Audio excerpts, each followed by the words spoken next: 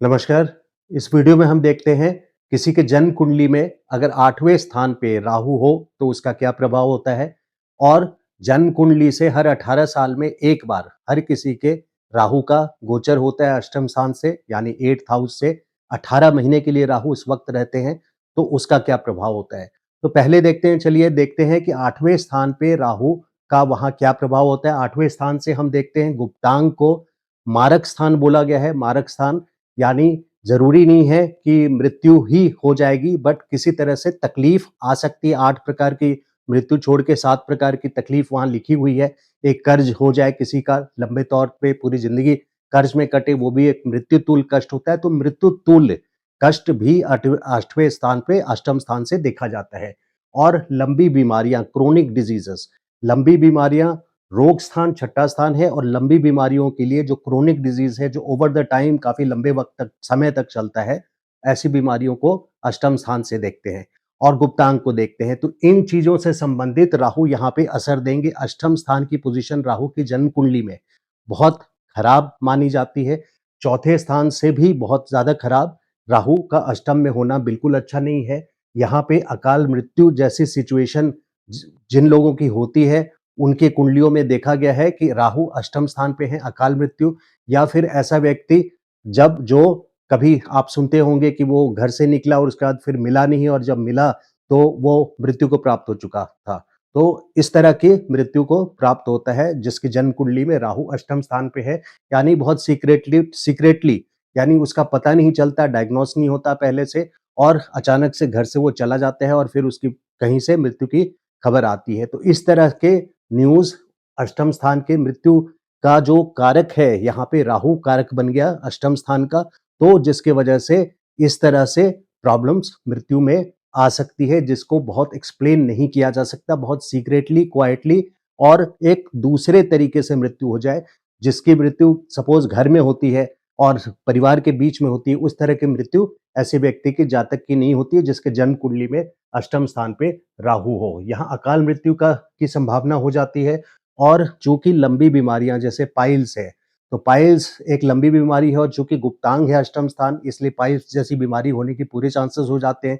खास करके जब अष्टम अष्टम स्थान पे राहु हो और राहु की महादशा चल जाए या राहु की अंतर्दशा आ जाए और गोचर के भी प्लैनेट्स उसको एक्टिवेट कर दें अष्टम स्थान को तो यहाँ पे प्रॉब्लम संभावना आपकी बढ़ जाती है अष्टम स्थान पे। तो पाइल्स ही नहीं अगर मेल है तो प्रोस्टेट हो सकता है। गुप्तांग से रिलेटेड कोई भी प्रॉब्लम यानी सेक्सुअल ऑर्गन से रिलेटेड कोई भी हेल्थ प्रॉब्लम्स यहाँ पे हो सकती है। और एचआईवी एड्स जैसे केसेस भी जो आते हैं उसमें भी राहु अष्टम स्थान पे पाया गया है और फीमेल्स के लिए गायनी प्रॉब्लम यहाँ पे राहु दे देते हैं। तो लंबी gynae problem life long chronic बन जाता है अष्टम स्थान पे। अष्टम स्थान पे जिसके जन्म कुंडली में राहु है उसका बैड सेक्सुअल हैबिट्स हो जाता है। वो कोई रूल्स को मानता नहीं है, बिना रूल के ही वो रिलेशनशिप स्टैब्लिश कर करके और बिना रिलेशनशिप के भी सेक्सुअल इस एक्ट में चला जाता है। तो वो राहु करवाते हैं यहाँ पे अष्टम स्थान पे।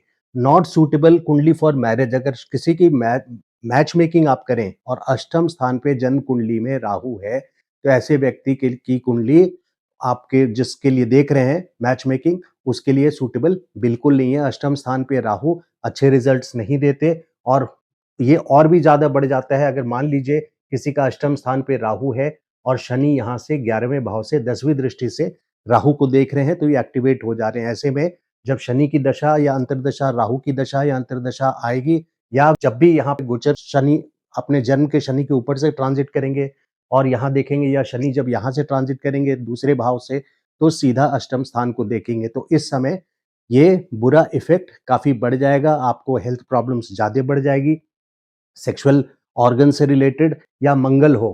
अगर मंगल मान लीजिए यहाँ आपके पंचम स्थान पे है तो चौथी दृष्टि से अष्टम स्थान पे ये मंगल एक्टिवेट करेंगे तो इस केस में मंगल की दशा में राहु की अंतर्दशा में बहुत सारी प्रॉब्लम्स गुप्तांग से रिलेटेड आ सकती है। इसके साथ साथ देखिए अगर अगर ये राशि यहाँ पे अष्टम स्थान पे धनु राशि आ जाए या मीन राशि आ जाए यानी बृहस्पति की राशि है गुरु की राशि है तो वहां पे उनकी बदमाशी राहु का जो नेगेटिव इफेक्ट्स है वो उसका काफी सॉफ्ट हो जाता है, कम हो जाता है। तो धनु और मीन राशि में राहु की बहुत ज़्यादा नहीं चलती है, इसलिए वहाँ पे उसका इफ़ेक्ट काफ़ी हद तक कम हो जाता है। राहु जब यहाँ होते हैं अष्टम स्थान पे तो स्वाभाविक है कि केतु आपके सेकंड हाउस में होंगे। ऐसे लोगों के कुटुंब यानी फर्स्ट फैमिली माता-पिता, तो वो लोग काफ़ी स्ट्रगलिंग लाइफ़ लीड करते हैं। आप उनके परिवार को देखेंगे जहाँ उनका जन्म हुआ, उस परिवार को देखेंगे तो उन लोगों का बहुत वेल टू डू नहीं होते और काफ़ी स्ट्रगलिंग लाइफ़ लीड करते हैं। और इस जातक को भी यानी जिसकी कुंडली है, जिसके अष्टम स्थान पे राहु है, इसको कैश फ्लो में हमेशा कमी आएगी, यानी इनकमिंग सैलरी हो या इनफ्लो कैश का हो, उसमें हमेशा तकलीफ किसी न किसी तरह की बनी रहेगी। अगर अष्टम स्थान में राहु है तो आप अपने घर के साउथ वेस्ट डायरेक्शन को चेक करें कि साउथ वेस्ट डायरेक्शन कहीं एफ्लिक्टेड तो नहीं है, कोई वास्तु दोष तो नहीं है, कुछ ऐसा सामान तो नहीं रखा हुआ है। राहु वो झलकाएगा आपके घर में। वहाँ पे साउथ वेस्ट डायरेक्शन में आपको शिव जी की मूर्ति वहाँ रखने से राहु के जन्म कुंडली का ये रेमेडी बहुत इफेक्टिव रेमेडी में से माना जाता है। तो ये था राहु का 8वें स्थान पे प्रभाव। अब गोचर की बात करते हैं। गोचर में जब राहु 18 महीने के लिए यानी 1.5 साल के लिए अष्टम स्थान से ट्रांजिट करते हैं, 8th हाउस से ट्रांजिट करते हैं, तो ऐसे टाइम पर भी बीमारियों का गुप्तांग से रिलेटेड बीमारियों की संभावना बन जाती है। तो ये था राहु का प्रभाव 8वें घर में जन्म कुंडली में किसी का होता है तो। अगर वीडियो अच्छा लगा हो तो लाइक कीजिए और अभी तक आपने चैनल सब्सक्राइब नहीं किया है मेरा, तो उसको सब्सक्राइब कीजिए। Thank you so much. नमस्कार।